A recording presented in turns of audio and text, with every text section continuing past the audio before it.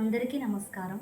పరిగత పరమార్థాన్ పండితాన్ మావమంస్థాః తృణమివ లఘులక్ష్మీర్నైవ తాన్ సంవృణద్ధి అభినవమదరేఖా శ్యామగండస్థలానాం నభవతి బిసతంతుర్వారణం వారణానాం.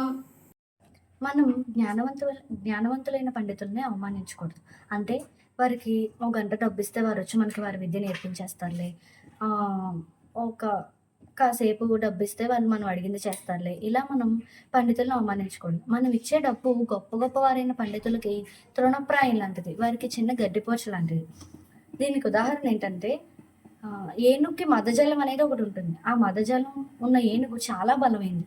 అట్టి ఏనుగుని మనం తామర తోట, అంటే దారం కన్నా సన్నగా ఉంటుంది తామర తోట దారం అనేది, తామర తోట అనేది.